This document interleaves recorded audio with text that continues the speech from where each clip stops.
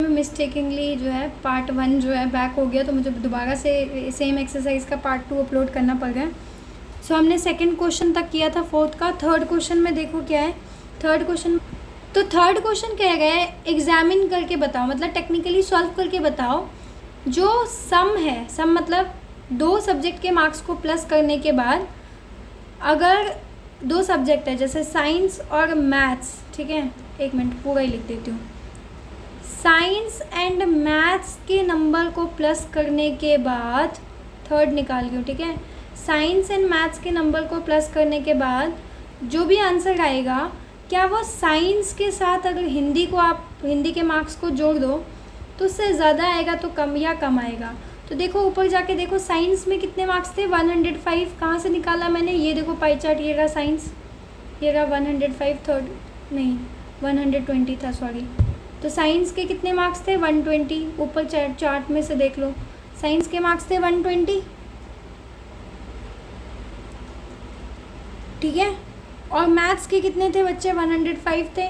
Answer क्या आएगा 225। 105 कहाँ से आया, ऊपर चार्ट में से लिया मैंने, ये देखो यहाँ पे। और साइंस के मार्क्स अभी भी देखो कितने 120। सोशल साइंस था ना, sum of marks obtained in social science.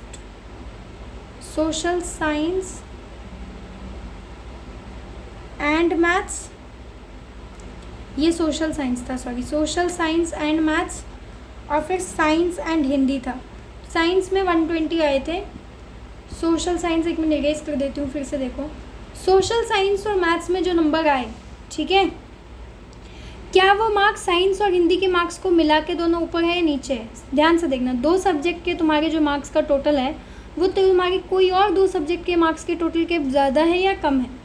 तो सोशल साइंस में देखो आपको कितना आया है, सोशल साइंस में आपका आया था 197.5, ठीक है। और मैथ्स में कितने हैं आपके ऊपर देखो, मैथ्स में आपके हैं, मैथ्स लास्ट था तो मैथ्स में था 135, 97.5 प्लस 135।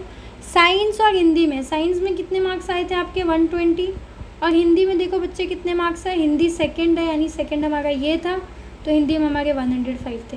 तो इन दोनों को प्लस करो, 97.5, इन दोनों को अगर मैं प्लस करूँ ना, इन दोनों को प्लस करने के बाद हमारा आंसर आता है 232.5, और इन दोनों को प्लस करके आपका आंसर आता है 225, ठीक है, समझ आया।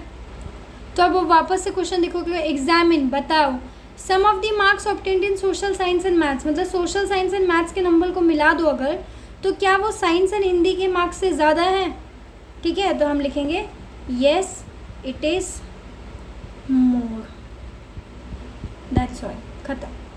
लास्ट क्वेश्चन देखेंगे हम, 5th question, that is going to be very easy. So 5th question हमारा क्या कह रहा है ये देखना। तो 5th क्वेश्चन आपका बच्चे कह रहा है number of students in hostel speaking different language is given below, display in data pie chart, ठीक है। तो ये तो काफ़ी, ये मैं सॉल्व करके दे रही हूँ पर ये खुद से भी सॉल्व करते हो, इसके लिए आपको अगेन टेबल बनाना पड़ेगा, ठीक है। तो टेबल हम बनाएंगे बड़े प्यार से, ओके, एक सेकेंड, ये बड़ा हो गया।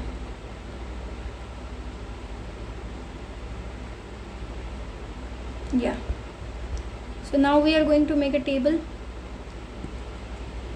So let's make a table. Table में देखो क्वेश्चन में क्या क्या दिया हुआ है। क्वेश्चन में दिया है लैंग्वेज, तो हमारा पहला टॉपिक होगा लैंग्वेज, ठीक है। उसके बाद हमारे को होगा नंबर ऑफ स्टूडेंट, तो बायोग्राफ में देखो ये लैंग्वेज ऊपर जो दिया है वो लैंग्वेज, नीचे उस लैंग्वेज के नीचे उसका स्टूडेंट लिखा हुआ है, नंबर ऑफ स्टूडेंट कितना है। फिर अगेन देखो अपने को नहीं दिया है ना सेंट्रल एंगल दिया है ना कुछ, पाई चार्ट के लिए आपको सेंट्रल एंगल निकालना पड़ेगा, फ्रैक्शन भी निकालना पड़ेगा। तो फ्रैक्शन निकालेंगे और इधर अपन लोग निकालेंगे सेंट्रल एंगल। तो सबसे पहले लैंग्वेज है आपका हिंदी, हिंदी में कितने मार्क्स है 40। फिर है आपका इंग्लिश, इंग्लिश में आपके मार्क्स है 12। फिर है आपका मराठी, मराठी में आपके मार्क्स है 9। फिर है आपका तमिल, तमिल में आपके मार्क्स है 7। फिर है आपका बंगाली, बंगाली में आपके मार्क्स है 4, ठीक है, हो गया। फ्रैक्शन करते हैं 40, टोटल देखो टोटल दिया हुआ है तो तुम्हें इसको प्लस करने की ज़रूरत भी नहीं है। इसका टोटल,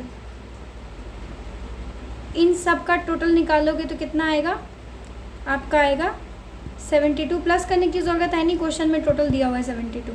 फ्रैक्शन क्या होता है हमेशा, जो दिया है अपॉन में टोटल। तो 40 हमें दिया हुआ है इस क्वेश्चन में, 40 हमें दिया हुआ है, इसके अपॉन में हम क्या कर लेंगे बच्चा, हम लोग कर लेंगे 72, ठीक है।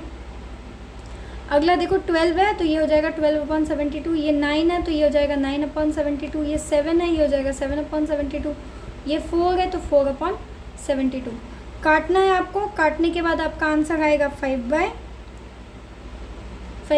मैं काट रही हूँ, आपको खुद से काटना है, ठीक है। ऊपर मैंने काटने का पूरा तरीका बता रखा है, तो खुद से काट के आप निकालेंगे इसको काटोगे तो आपका आंसर निकलेगा 1/6। थर्ड वाले को काटने पे आपका आंसर आएगा 1/8। फोर्थ को काटने के बाद आपका आंसर आएगा, कुछ नहीं आएगा क्योंकि 4 के टेबल में कुछ कट ही नहीं रहा है। और फिफ्थ को काटने पे आपका आंसर आएगा 1/80, ठीक है। तो कुछ नहीं कटा तो 7/72 एज इट इज़ आ जाएगा। आपको खुद से काटना है तब जाके आपको ये 5/9 आएगा, पता है ना। टेबल्स इस्तेमाल करके ऊपर नीचे सेम टेबल से काटेंगे जहाँ कट रहा है। डिविजिबिलिटी रूल 2 का 3 का सबका देख के आपको काटना है। अब जो भी तुम्हारा फ्रैक्शन आया वो इस साइड सेंट्रल एंगल में लिखो। 5/9 एक पूरे सर्कल की वैल्यू 360 होती है, 1/6 इंटू 360 होती है, 1/8 इंटू ये जो भी है सामने सामने मैं लिखती जा रही हूँ सबको 360। ये 7/72 था तो ये 7/72 मल्टीप्लाइड बाय 360 हो जाएगा। ये 1/18 मल्टीप्लाइड बाय 360 हो जाएगा।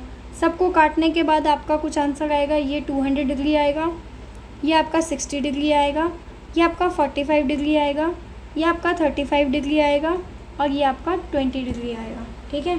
ये वही क्वेश्चंस है जो आजकल प्रैक्टिकल्स में पूछते हैं, कई प्रैक्टिकल में भी आते हैं ये क्वेश्चंस, है ना।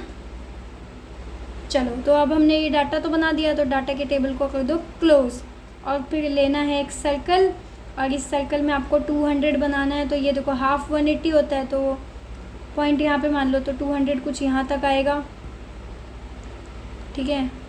200 कुछ यहाँ तक आएगा, तो ऐसे भी बना सकते। डी आपको डी यूज़ करना है, मैं ग्राफ में बना रही हूँ।